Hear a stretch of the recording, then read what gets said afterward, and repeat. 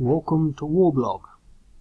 Today we're looking at the Battle of Chora, Afghanistan, 2007. Interesting little battle, sort of 5 days long. I think there's about sort of nonchalantly 3 turns per day in the way that the reinforcements are stacked up. But essentially the Taliban sort of attack these police outposts just south of Chora, which is sort of just down here from another major town. I don't know whether it's actually detailed. It will be on the Wikipedia page. These are a lot of the ISF, which I think is the International Security Force. What does ISAF stand for? International Security Assistance Force is maybe I should have done them in green. What's that? Oh, that's the game. These are Dutch units, and in the order of battle we've got some Afghan units, and they're sort of present at the start on the security posts. But then we also on the second day they nonchalantly they basically negotiate some support for some tribal militias, but they have to give these tribal militias guns, and they're not really too keen on that because they realise that it might not be too long before the tribal militias turn the guns on them. There were also some Australian units that came up from, seeing as we've got it open, might as well. Where did the Australian units come from?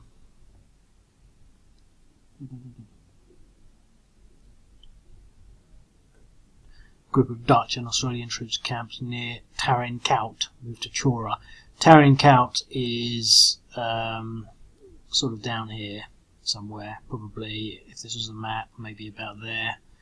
I'm not entirely sure. So they've got to come through, and they've got to fight their way all through here. Now it's not really clear what happened because there's no maps. I did double guess on where Tarin Kowt was at first. I found out a bit later, because it sort of says, well, these checkpoints, were they north of Chora or south? I put them south, and it does say the Chora Tarin Kowt road, so possibly in the same place, but maybe they're, not on the road. Maybe there's one there, one there, one there, and one there, or I don't know where they were. But so anyway, so that's that. And then you get some, these are the Australians and the Dutch that come on the 3rd, and then you get in these Afghans that come in on the 3rd day. They're airlifted in. Then you get this Dutch reinforcement. They'll come in on the 3rd day from there, and then you have intermittently fairly extensive air support. So I think the main thing is that the air support is going to sort of come into play. Again, it's the sort of game that's not particularly, incredibly balanced in the sense that it's more a reflection of what happened. So we're just going to play. And when I say that, I mean it's hard to sort of figure out what might happen. But they came out. They tried to defend. The Dutch actually came out of Chora and tried to support some of these posts. I'm not sure which ones they got, but they sort of came in to support this police post, or the last one. It does actually specify which one it is, so I'm not sure whether I got them in the wrong order. And then they retreat from it. So they do come out, but it's difficult because these, unless they're stacked up, they're getting sort of 3s against them. But they also, take it. Enter some of the suburbs of Chora, and maybe I should put suburbs around there to indicate that. But there's quite a lot of fighting, and I got the impression that the way they sort of regained the upper hand, or won, so to speak, was through the air power. Essentially, they were just getting blown up all the time. It does talk about things like mortars and things, but I've put that in. I've sort of integrated that in with the general units. There's no sort of specific, mortar companies or things like that. I've come to that conclusion anyway. So it's all sort of fairly basic stuff. And they do start off with some of these insurgents. So I'm not sure how far we can get with them. probably far enough. Now this is insurgents almost in their perfect form, really.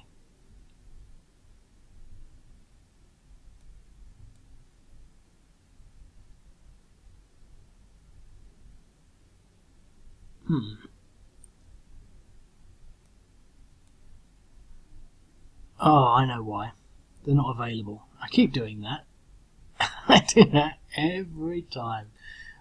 When I add these units, I've got to configure them, and unless I put them as available, then they're not actually available. That's why you can't do that. So I'm going to put him back there. I'm going to put him back there.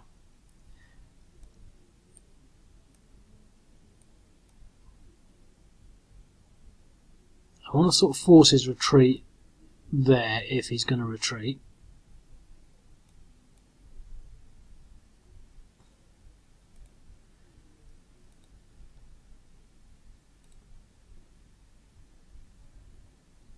DE. What was the odds on that? Yeah, see, that's how powerful they are, you see. What am I doing? Going backwards. That's how powerful these insurgents are if they get units like this. Now, these are just sort of supposed to be border guards, so that they've taken that. They don't have any more movement to sort of move in there. But once we can get, you know, a reasonable amount of troops, they lose that edge. I sort of quite like the way that works. It's always a bit sort of, is it working or not?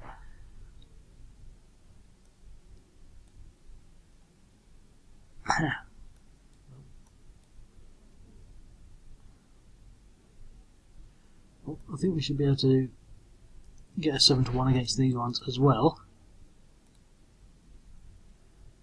Yep.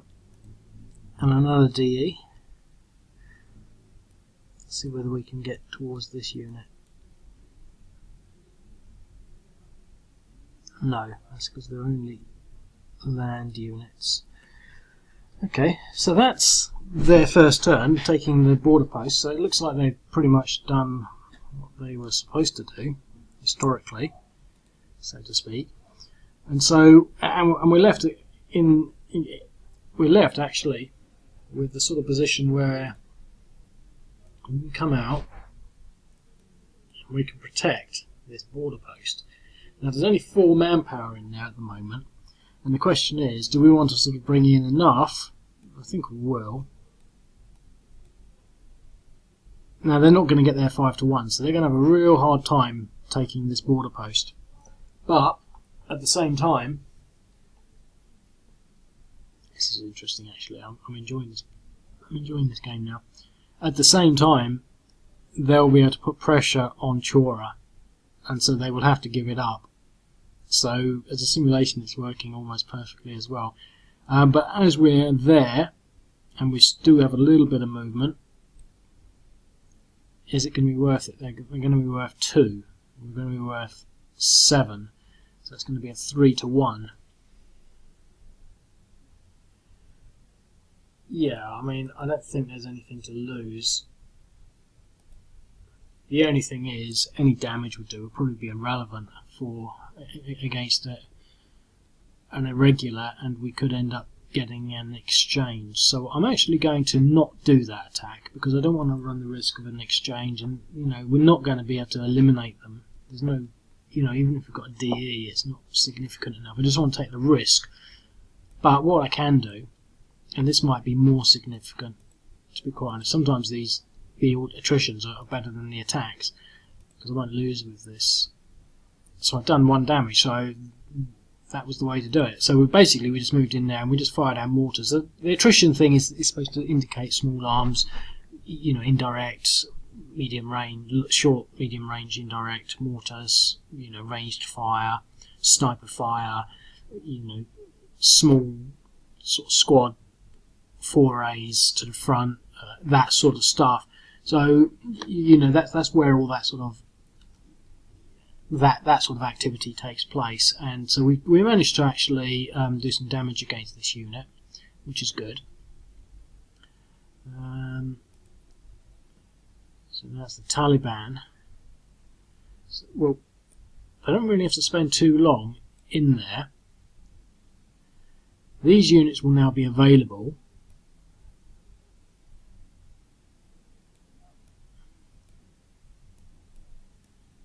Let's move them forward.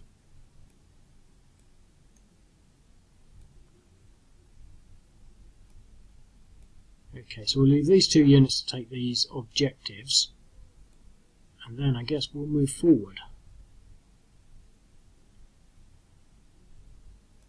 Push him there.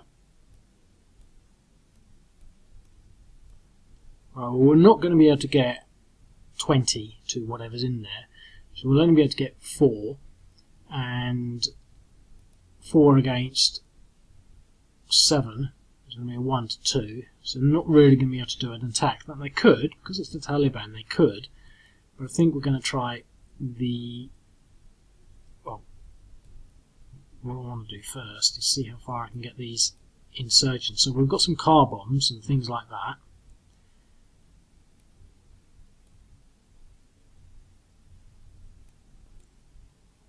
Okay, so which of these units do we want to go for? Let's go for this one.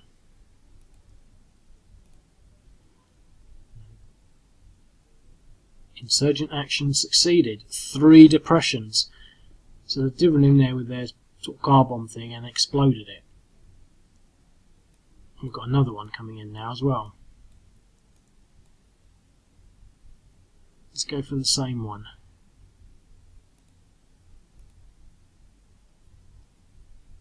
Failed. Insurgent action failed, but was not caught. They can actually. It's quite rare when they succeed. I think that was more of a rarity. The failure is more often the case. And that's just the way the dice roll, really. But when they do work, it's quite significant. And you should think, well, how realistic is that? Well, I don't know. I mean, they've certainly put them onto the edge. Given them a very clear reason to perhaps move back to Chora, which is what they did historically. And again, we're not going to do the attack, but we're going to do an attrition,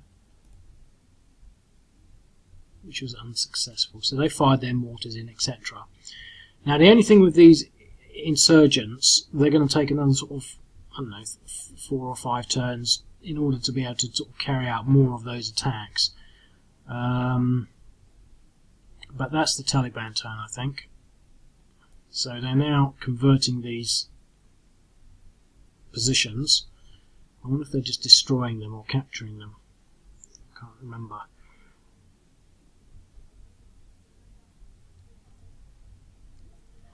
So I think the decision or the choice is whether to hold there.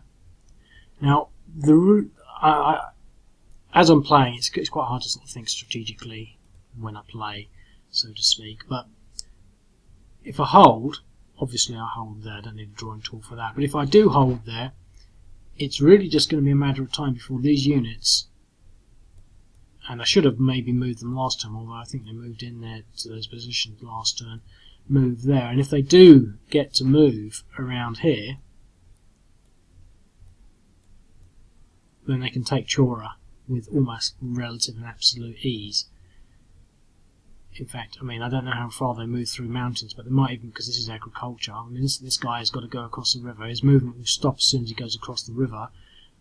But he could move there, there, and there. He could probably get to there, and he could probably get to there. He'll be taking across the river, etc., etc. But that's just the first turn. You know, I mean, if they can get into that sort of position. So I think we've really got to move back to Chora. And it's interesting that that has come up, because that's exactly what they did. So they're giving up that post, and they have actually been attacked. It's got 3 depressions, so... Now the question is, do we move back into Chora, or do we leave something out here to defend? I think we're going to push him back into Chora.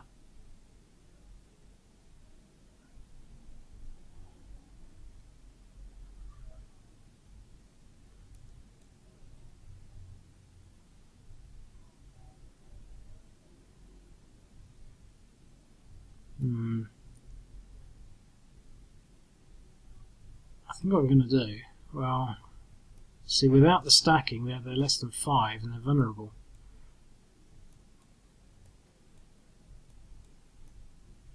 Push them all back into Chora.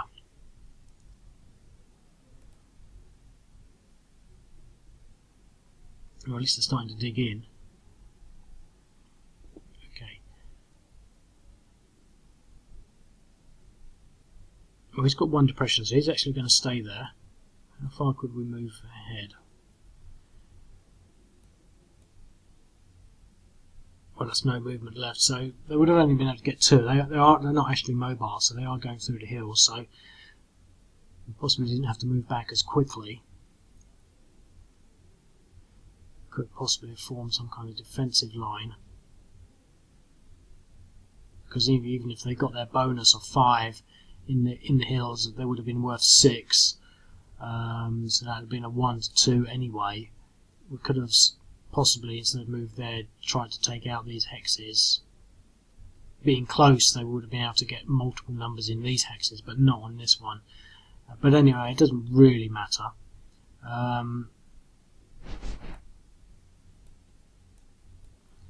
What else have we got? 1 more insurgent, so we'll move the 1 more irregular. We'll move the irregular there, and we'll leave these guys here. So they've got 5 more turns of recovering before they can do any more sort of insurgent activity. Okay, so here we have on the second day the tribal militias appearing. And also down here we have the Dutch and the Australian reinforcements.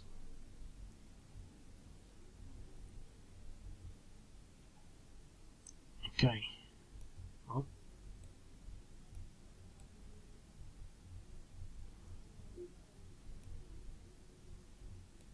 we'll keep them stacked up.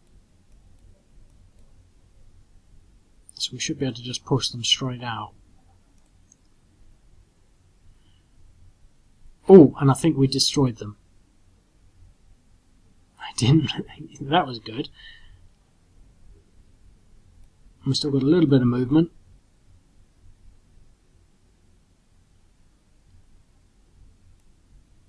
We'll pause there. We could move it to this next text, but at least we can take this objective back. And here, well, we definitely want to move these guys forward.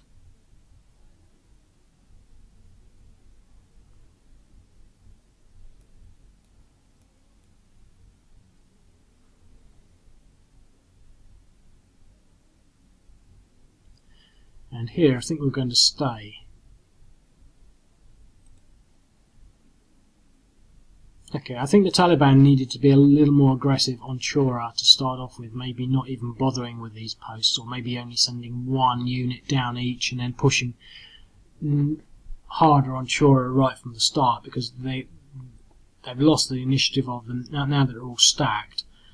I mean, even if we just sort of have a little cheat and look at the original setup, how that was, I think what we could have done in the first instance could have been to at least move this one towards Chora, although then they would have been more likely to have stacked up there. So maybe not the best idea, but we eliminated these. It's just this one, so somehow sort of trying to get that one without them being reinforced by the Dutch. But anyway, we're not going to do anything there. Oh no, it's the Taliban turn now. Okay.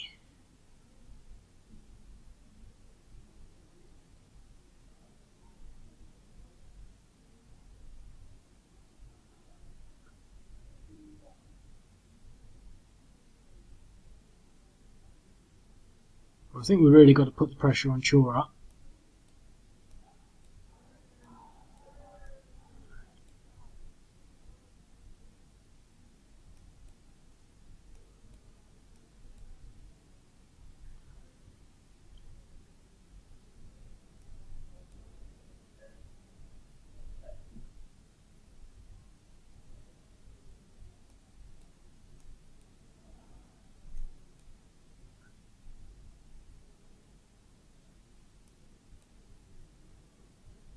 Hmm.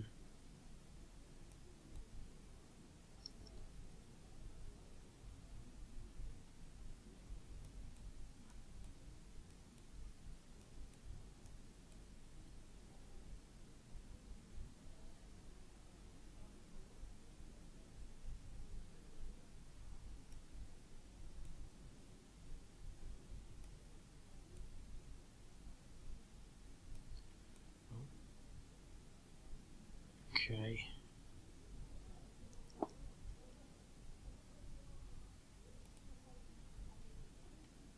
Okay, so we've now got the F-16s in.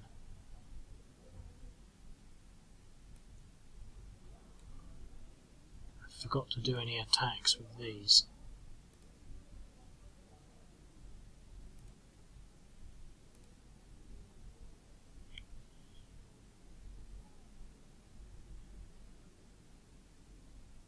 On 2.4.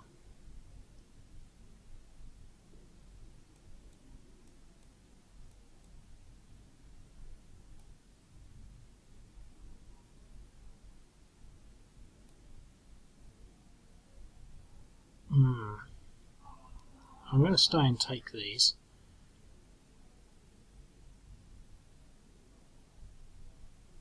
But let's at least do what we forgot to do with the Taliban. I think I'm going to give the Taliban 2 more units. Just to 0.2. So that was good. Just to give them a bit more an edge.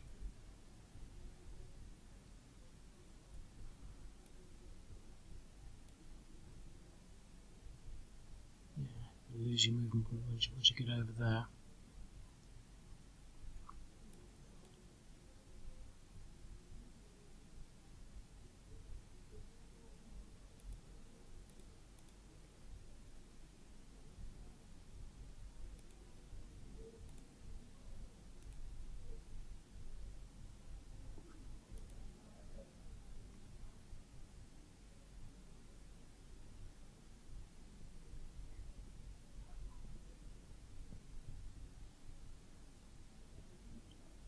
Okay.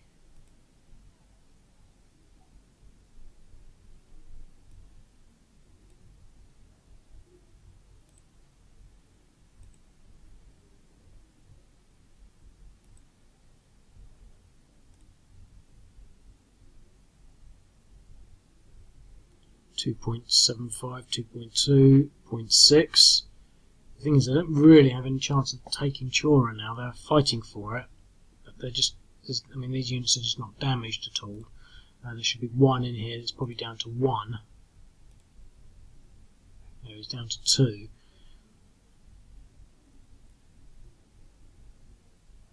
It's going to take a miracle to actually change anything there. I think what I could possibly do as well is to to add another outlying area to make Chora a little longer, which is, it is actually probably the length of here. The Chora county is probably like that, so that would give the Taliban player a little more scope for achieving some of its narrative achievements in that sort of engagement, so to speak, because there was street to street fighting, and they haven't really managed to get in, and then they're going to. I mean, obviously they were beaten back, but that's clearly going to be reflected in what happens next.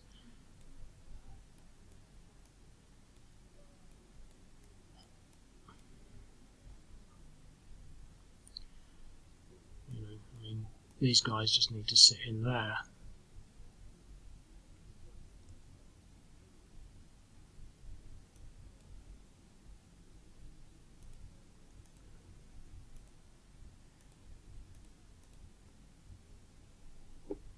Attrition.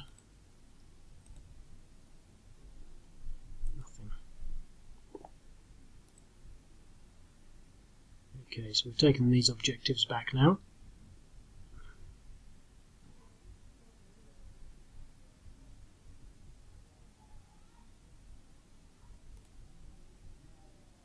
Two. Well,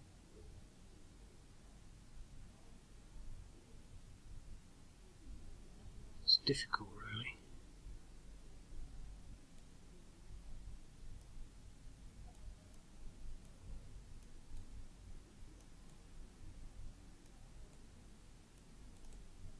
Come on.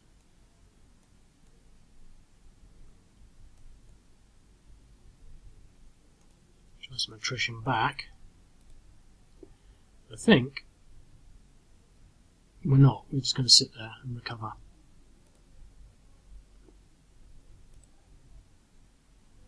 We're now entrenched. I've got some reinforcements there. We've got our mobile unit. We'll insert him there.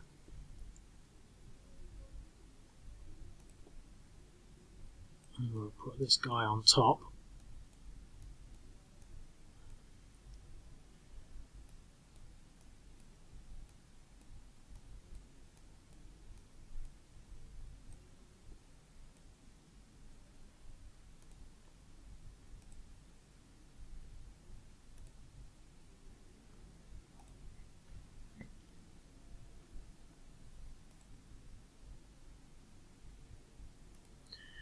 Okay, so it's starting to feel the effect of that.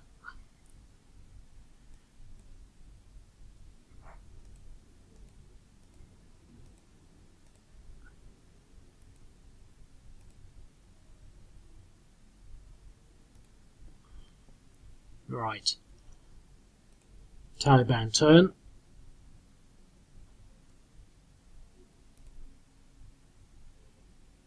They've got one more turn.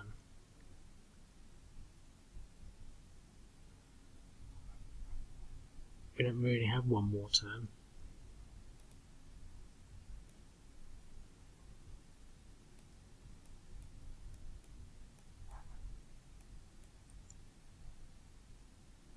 There's no way we can do an assault.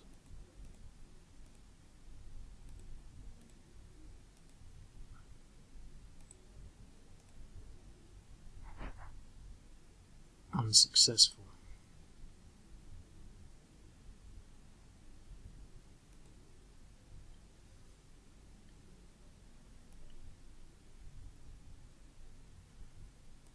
Okay.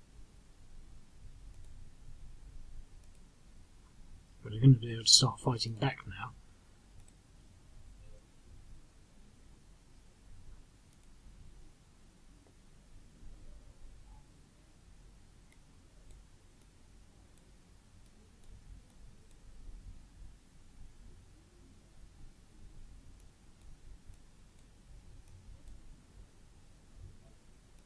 No idea what these are going to be, but I'm pretty sure we should have enough to achieve something. 6-1 DE. So that's pushing the Taliban further out. If we have anything left to... Yep, we can do exactly the same on this side.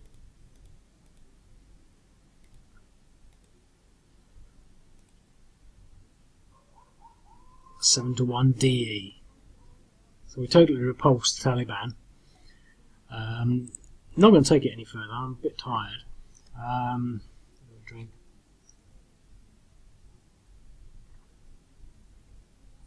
I think it's a nifty little game. I think with a few changes that I suggested, there'll be a little more balance.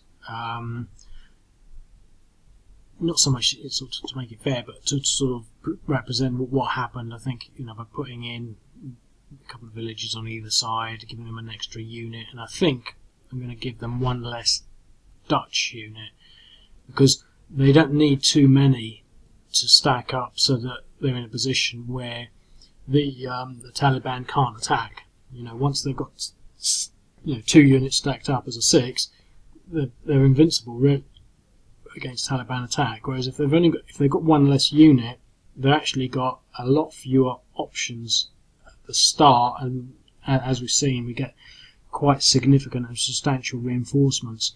This set of reinforcements can come in as an immovable force.